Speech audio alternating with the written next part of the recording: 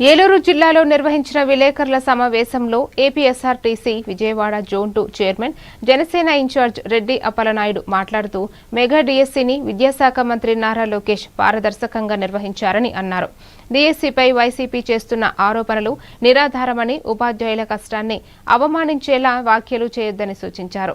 అభివృద్ధి సంక్షేమంలో కూటమి ప్రభుత్వం ముందుకు సాగుతుండగా తప్పుడు ప్రచారాలు మానుకోవాలని, చట్టబద్ధమైన నిరసనలకు ప్రభుత్వం గౌరవం ఇస్తుందని, కానీ చట్ట వ్యతిరేక చర్యలను ఉపేక్షించబోదని స్పష్టం చేశారు.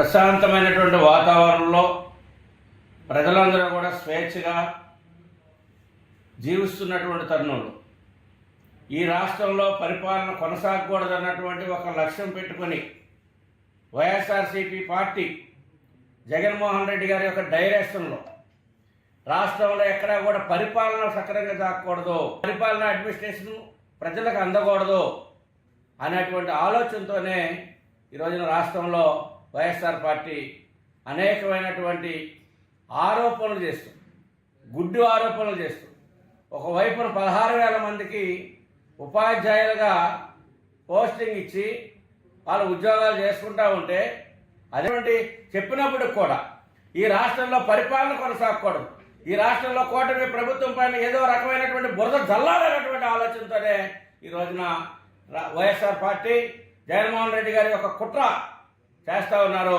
ఇవన్నీ కూడా ప్రత్యేకమైనటువంటి పెను మార్పులు తీసుకొస్తూ ప్రజలకి సక్రమైనటువంటి పరిపాలన అందిస్తూ ఉంటే, ఈ రోజున జగన్మోహన్ రెడ్డి గారు ఇక్కడ పరిపాలన కుంటుపడాలి, పరిపాలన జరగకూడదు, అన్ని రకాలైనటువంటి ప్రశాంతమైనటువంటి వాతావరణంలో ఆంధ్రప్రదేశ్ ప్రజలు కానీ పరిపాలన కానీ ఉండకూడదు అన్నటువంటి లక్ష్యంతో ఈరోజు చేస్తూ ఉంది. ఇప్పటికైనా తస్మా జాగ్రత్త, ప్రజలందరూ కూడా ఆలోచన చేయండి.